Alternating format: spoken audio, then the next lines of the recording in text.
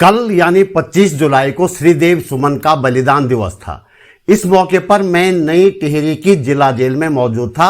वहां वह प्रतीकात्मक काल कोठरी है जिसमें श्रीदेव सुमन को 300 से ज्यादा दिनों तक 38 शेर वजनी बेड़ियां लगाकर रखा गया।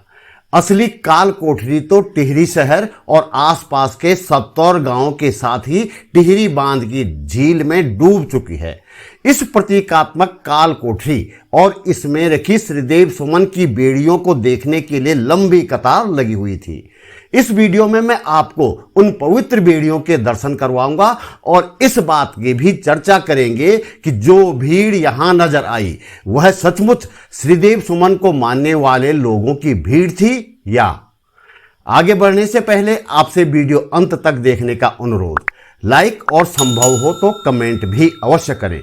चैनल सब्सक्राइब करने के साथ ही बेल आइकन भी दबाएं। जन सरोकारों की पत्रकारिता को आगे बढ़ाने के लिए आपसे सहयोग की गुजारिश है। यदि आप सहयोग करना चाहते हैं और इसके लिए आप सक्षम हैं तो डिस्क्रिप्शन में जाकर डिटेल देख सकते हैं। नमस्कार, आप देख रहे हैं सरकार की नहीं सरोकारों की बात बोलेगी। मैं त्रिलोचन भट्ट। 25 जुलाई को शहीद श्रीदेव सुमन का बलिदान दिवस राज्य भर में विभिन्न सामाजिक संगठनों और विपक्षी राजनीतिक दलों ने नफरत नहीं रोजगार दो के नारे के साथ प्रजातंत्र दिवस के रूप में मनाया। करीब 50 जगहों पर पूरे राज्य में कार्यक्रम आयोजित किए गए। मुख्य कार्यक्रम श्रीदेव सुमन की कर्मस्थली टिहरी में आयोजित किया गया, जहां मैं खुद मौजूद था।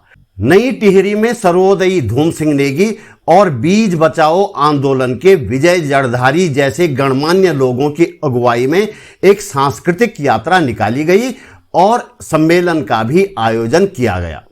सम्मेलन में देश और राज्य के मौजूदा हालात पर वक्ताओं ने गहरी चिंता जताई।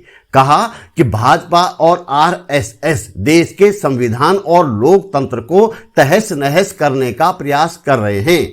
यह भी कहा गया कि मणिपुर में जो घटना हुई उसके लिए पूरी तरह से बीजेपी और आरएसएस जिम्मेदार हैं। वक्ताओं ने इस बात पर भी अफसोस जताया कि जिस राजशाही ने श्रीदेव सुमन को 300 से ज्यादा दिनों तक बेड़ियों में जकड़कर जेल में अमानवीय सजाएं दी, जिस राजशाही ने उन्हें 84 दिन का आमरण अनशन करने और अंत में अपना बलिदान देने के लिए विवश किया, आज टिहरी की जनता उसी राजशाही को थोक के भाव वोट देकर संसद में भेज रही है। और आपको मैं एक बात और बता दूं कि सुमन जी जिस जौलगांव में पैदा हुए हैं उसी जौलगांव के लोग वो भी राज परिवार का समर्थन करते हैं।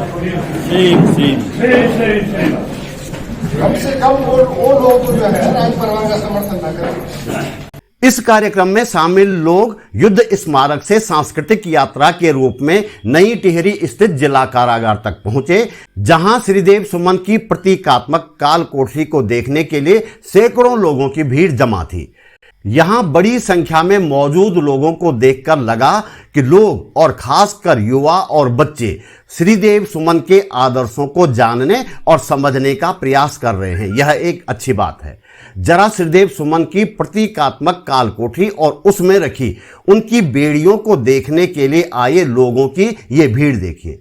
मैं यहाँ टिहरी में हूँ, टिहरी जिला कारागार में, और ये मेरे पीछे जो दिख रहा है ये श्रीदेव सुमन कक्ष है। आज श्रीदेव सुमन का बलिदान दिवस है और आप देख रहे हैं कि बड़ी संख्या में बच्चे और आम लोग यहाँ श्रीदेव सुमन की बेड़ियों के दर्शन के लिए यहाँ लाइन में खड़े हुए हैं। इनमें महिलाएं हैं, पुरुष हैं, युवा हैं और स्कूली बच्चे भी हैं। श्रीदेव सुमन को जानने समझने आई यह भीड़ सुकून देती है, लेकिन इसके साथ ही यह सवाल भी खड़ा करती है कि यदि वास्तव में इतनी बड़ी संख्या में लोग श्रीदेव सुमन को मानते हैं तो फिर उनके हत्यारे टिहरी राजा के वंशजों को वोट देने वाले लोग कौन हैं। यहां एक और नजारा भी दिखा जिसने बहुत कुछ सोचने पर विवश कर दिया। श्रीदेव सुमन की प्रतिमा के सामने रखे थाल में लोग रुपये चढ़ा रहे थे। वहां बाकायदा प्रसाद भी बांटा जा रहा था। ठीक वैसा ही नजारा था जैसा मंगलवार को किसी हनुमान मंदिर में होता है। काल कोठरी में रखी श्रीदेव सुमन की बेड़ियों को हाथों में उठाकर मैंने उनका वजन महसूस किया। 25 किलो से कम नहीं होगा। मैंने यह भी महसूस करने का प्रयास किया कि हमारा वह अहिंसक वैचारिक पुरखा इतनी भारी भरकम बेड़ियों के साथ कैसे रहा होगा। अफसोस यह है कि श्रीदेव सुमन के हत्यारे राजा या उसके वंशजों ने कभी उनकी इस निर्मम हत्या पर माफी नहीं मांगी।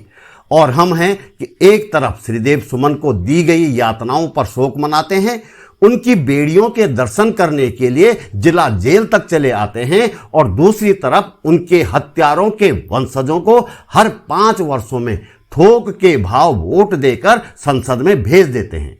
तो दोस्तों, इस वीडियो में इतना ही। जल्दी मिलते हैं एक और वीडियो के साथ। नमस्कार। तुम तो हर हाल में हारा यहाँ पर दोस्तों, जुल्म तो हर हाल में हारा यहाँ पर दोस्तों, जुल्म तो हर हाल में हारा यहाँ पर दोस्तों। कर नहीं इतिहास तो नजरें उठा कर देखिए, कर नहीं इतिहास तो नजरें उठा कर देखिए।